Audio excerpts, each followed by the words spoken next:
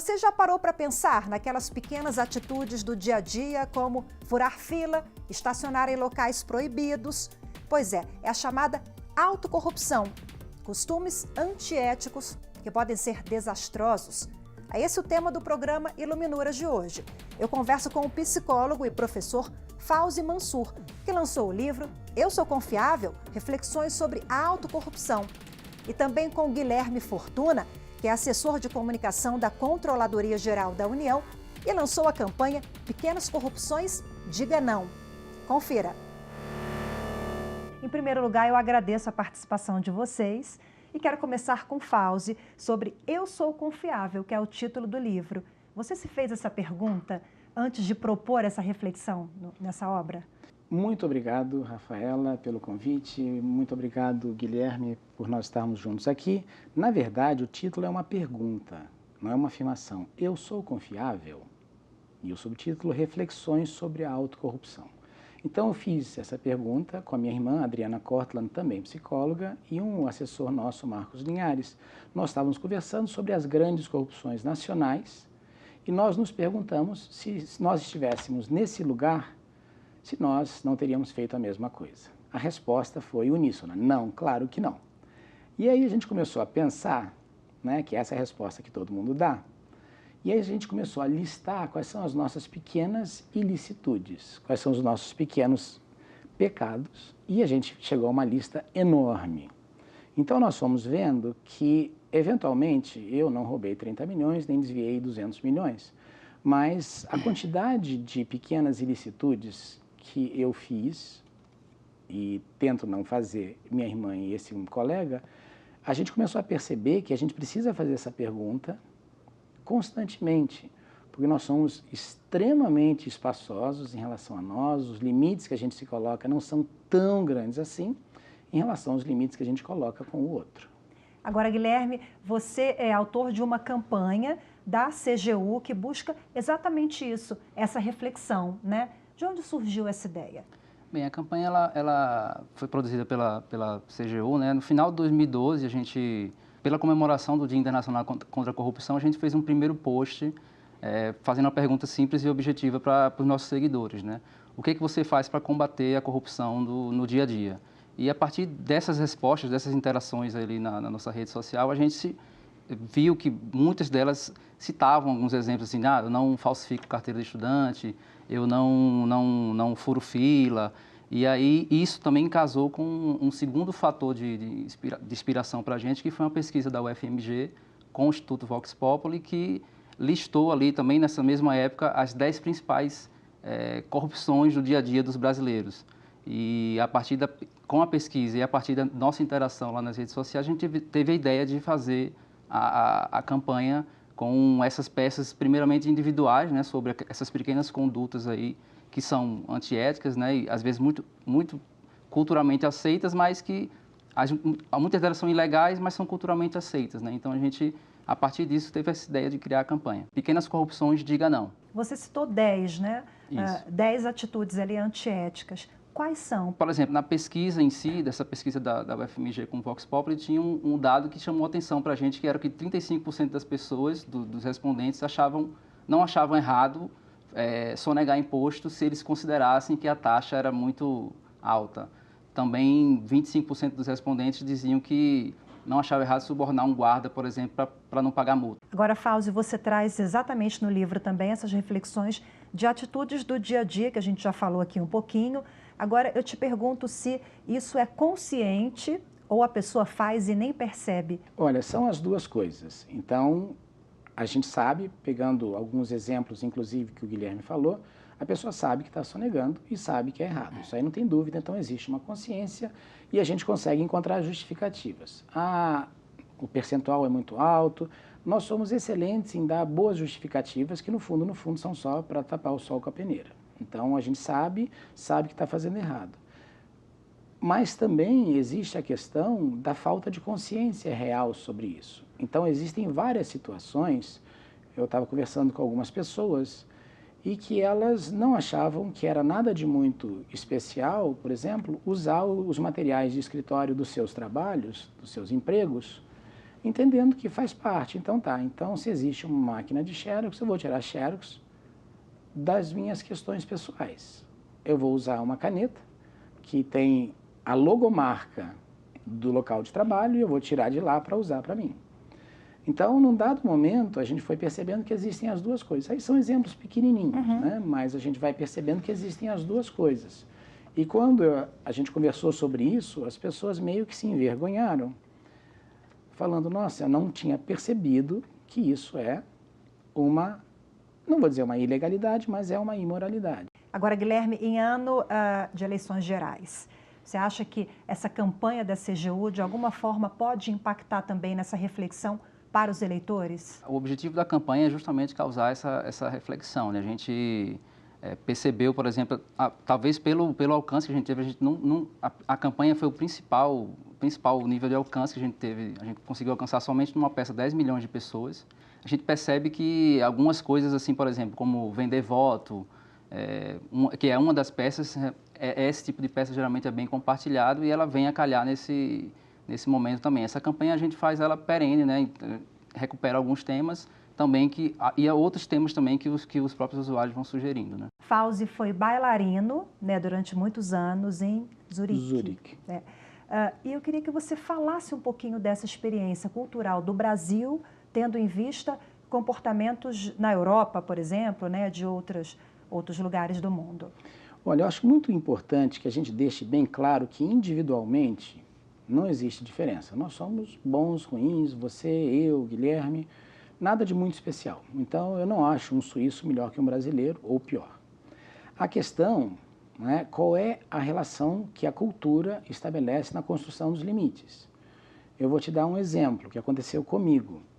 Aqui no Brasil, a coisa mais comum do mundo é atravessar o sinal amarelo o mais rápido possível, porque o sinal amarelo significa vai rápido, porque senão você vai ficar parado no sinal de trânsito. E eu segui a minha cultura e fiz isso. Uma sexta-feira de noite em Zurique, vazio, não tinha ninguém na rua. Na segunda-feira, vieram 2 fiscais do órgão de trânsito lá, 8h40 da manhã, eu começava a trabalhar às 10h, me mostraram uma foto, eu nem sabia que sinais de trânsito tiravam fotos, perguntaram se era eu, enfim, se eu tinha cometido aquilo e perguntaram se eu ia pagar exatamente naquele momento ou se eu teria que ir com eles ao banco para pagar naquele local.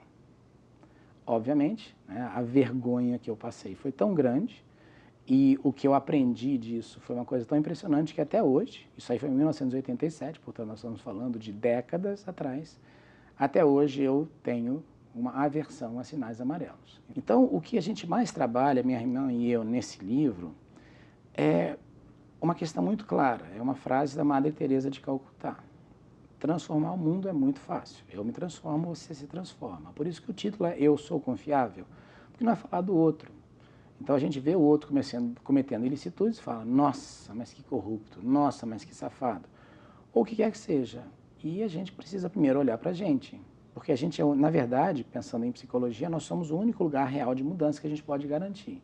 Eu não posso garantir que você mude, que o Guilherme mude, mas eu posso garantir que eu mude. Essa reflexão realmente que o Fauzi levantou, eu acho que é crucial para que as pessoas tenham consciência que o bem-estar coletivo começa pela minha atitude, acho que não é um lugar comum, acho que é o cerne ali da questão, e também a reflexão de você não só colocar a culpa nos outros, né? Você ter essa autorreflexão. Agora, Fauzi, você trouxe também para o livro experiências do consultório, né? Isso. O que te chamou mais atenção e fez com que você selecionasse essas histórias para inserir aqui no livro? A insatisfação de alguns clientes, eu tenho vários clientes que, claro, né, são funcionários públicos, ou não necessariamente, mas a insatisfação deles de se sentirem eventualmente piores. Na fala de um deles, que tem até no livro, eu me senti um imbecil, ao perceber que ele se encontrava cercado de um ambiente que estimulava a diminuição do trabalho, e estimulava a diminuição da sua diligência, diminuição da sua vontade de se esforçar. E num dado momento, isso aí tem 2 casos aí, num dado momento as pessoas começam a pensar se elas não são as erradas. Então, a gente pode pensar que ou a gente tem uma construção de resiliência muito grande, capacidade de lidar com a frustração, Ou então, num dado momento, a gente vai conseguir construir justificativas. O ser humano é um espetáculo para a construção de justificativas para não mudar. Isso aí, os meus 20 e poucos anos de consultório já me mostraram isso. E aí, num dado momento, por exemplo, né, o Guilherme e eu, a gente estava conversando antes de começar o nosso encontro aqui, a gente está parado na entrada de um retorno, tem uns 20 carros na frente, e aí você está parado esperando, como qualquer cidadão de bem, e aí de repente 2 ou 3 carros vão lá por fora e cortam lá por fora, e por conta disso você vai ficar mais alguns minutos, que não vai matar a sua vida, não. E vai ficar muito bravo também. E frustrado. Uhum. E aí num dado momento você diz, bom, então tá, quer saber? Eu vou fazer também. Então, pegando, né, o que o Guilherme falou, a questão não são grandes eventos. A gente não vive a nossa vida de grandes eventos, apesar que eles existam. A gente vive a nossa vida de pequenos instantes. E quanto mais esses pequenos instantes são obstáculos, barreiras, são, não vou dizer impedimentos, mas dificultam a vida, num dado momento você começa a ficar muito frustrado. E aí das duas uma, ou você constrói uma força moral incrível, ou você vai dizer, quer saber? Cansei. Ok, Fauzi Mansur e Guilherme Fortuna, a gente vai fazer agora um breve intervalo e volta daqui a pouco com o tema Pequenas Corrupções. Até já.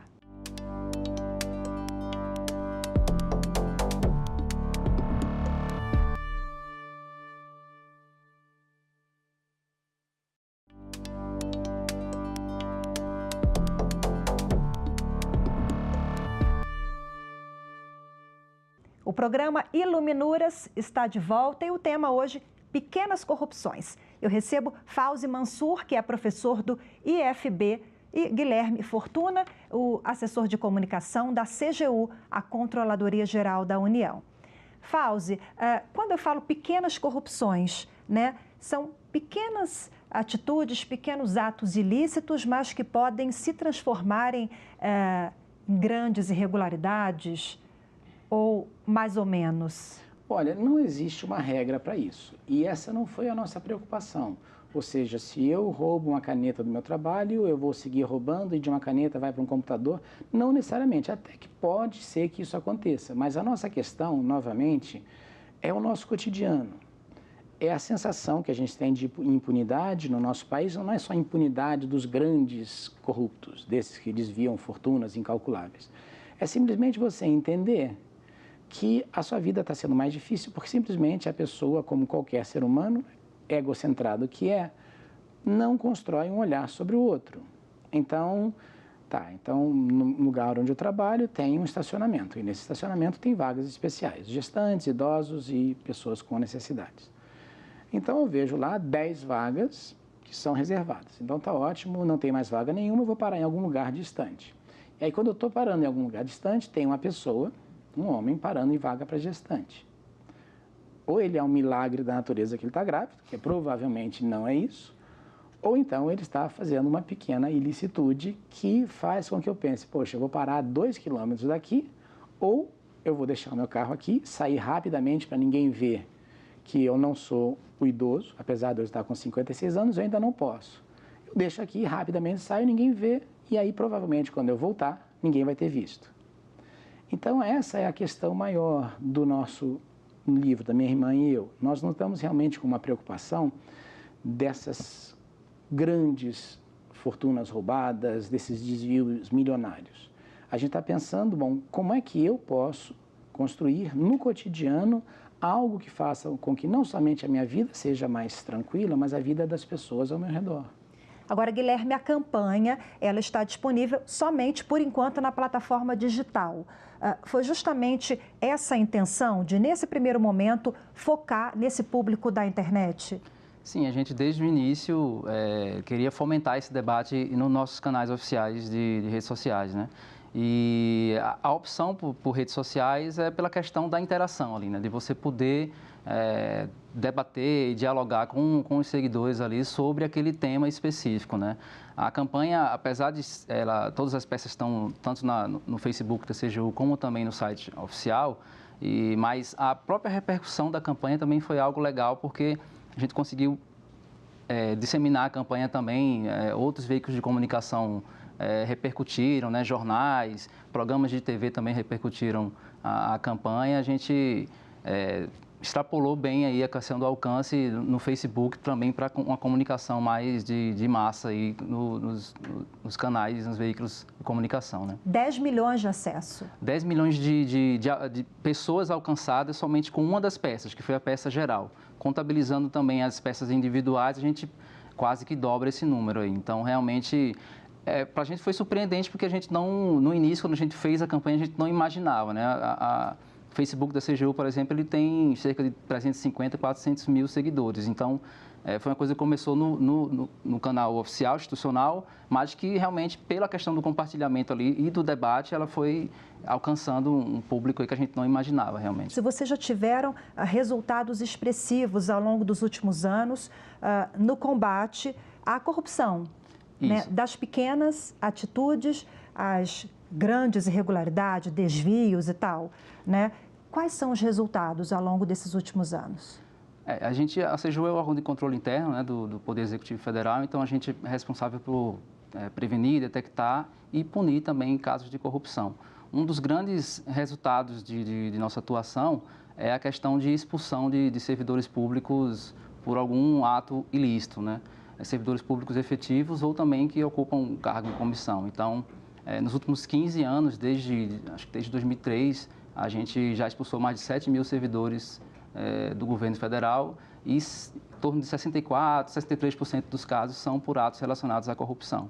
Então, são atos desde receber uma vantagem, uma propina ou fraudar uma licitação. Então, a gente vê que isso também, a questão de combate à impunidade, de você também sancionar a questão da corrupção, ela é importante para que a sociedade perceba que aquele delito está sendo não só detectado, mas que também tem um resultado de atuação, né? Fauzi, vamos voltar aqui à psicologia.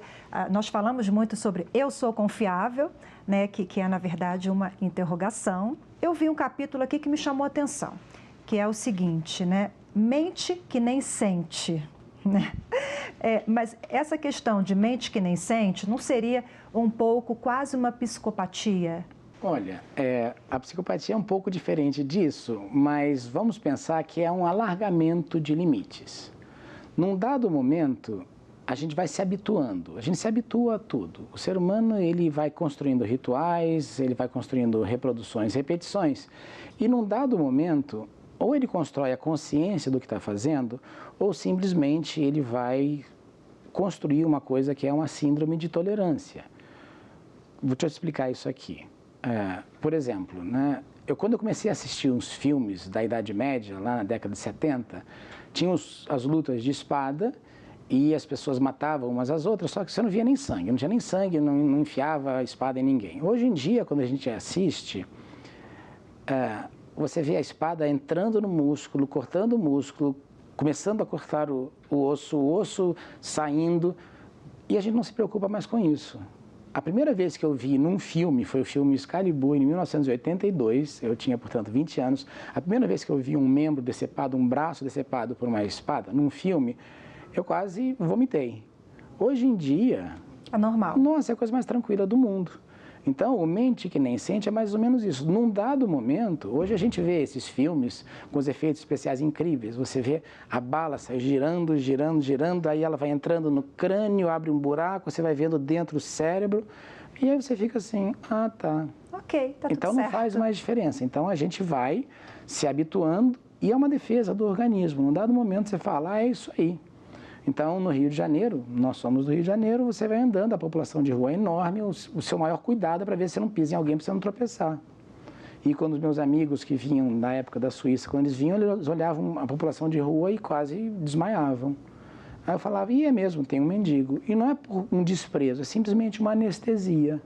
Num dado momento, a gente não se importa mais de ver crianças no sinal de trânsito jogando laranja para cima.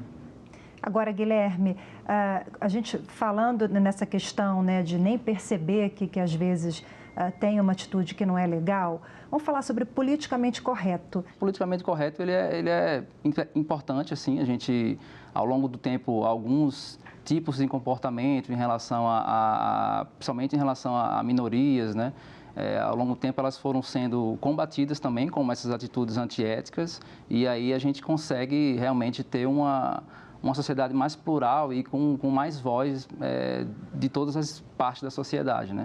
Eu acho que politicamente correto, nesse caso, quando ele não é uma coisa tão também extremista, eu acho que ele também serve de evolução desse conceito de a gente ter uma sociedade melhor também e mais que consiga dialogar com os vários aspectos aí vários tipos de segmentos da sociedade, né? Agora, Fauzi, quando eu citei esse termo, politicamente correto, é um termo que a gente está usando, né, nos últimos anos e tal, é um termo que caiu aí na cultura popular, na linguagem popular. Mas eu queria que você falasse dessa evolução ao longo dos últimos anos, que devagarzinho a gente está avançando, né? Isso, nós estamos com certeza construindo uma sociedade com mais respeito, com mais cuidado, mas ao mesmo tempo a gente precisa tomar um certo cuidado com grandes teorizações sobre a vida. Então, o que eu chamo de indignação de rede social também é muito perigoso, porque as pessoas elas acabam construindo uma fragilidade excessiva. Então, essa linha ela é muito tênue, ela não é clara, mas a gente tem que tomar um certo cuidado, porque num dado momento as pessoas vão se indignar por qualquer coisa. Então, de repente, eu estou aqui com você, você olha para mim e fala, nossa, o teu olhar está me atrapalhando, eu não estou conseguindo, desculpa. E aí a gente tem que tomar um certo cuidado para a gente encontrar esse equilíbrio, porque senão a gente vai, primeiro, teorizar a vida, e teorizar a vida não é tão bom quanto viver a vida. A gente precisa da consciência, como eu falei, mas ela não é suficiente. A gente precisa construir também resiliência, a gente precisa entender que o mundo não foi feito para mim. Então, a construção, como o Guilherme falou, né, de uma noção de bom senso, de equilíbrio e todo esse trabalho politicamente correto, a gente não pode só deixar descambar para uma construção puramente retórica. Ou muito radical. Que acaba não sendo verdade. As pessoas não se indignam tanto, muitas vezes, quanto elas apresentam nas redes sociais a sua indignação, porque no fundo elas estão buscando um número grande de curtidas e um número grande de emojis. Então, assim, pelos meus anos trabalhando com o ser humano, há algumas décadas, eu percebi que a gente tem que tomar um certo cuidado para não ficar teorizando excessivamente. Fora disso, a gente vai acabar construindo uma asepsia que não é real na vida. E tudo isso com reflexão, que é justamente o que você propõe aqui. Eu sou confiável, reflexões sobre a autocorrupção. E você, Guilherme, propõe também na campanha da CGU essa reflexão que é muito importante, só assim a gente vai avançar, né? Fauzi Mansur, psicólogo e professor do IFB, Guilherme Fortuna, que é assessor de comunicação da CGU, muito obrigada pela participação de vocês mais uma vez, pelas reflexões, né, que vocês propõem a partir da campanha e do livro.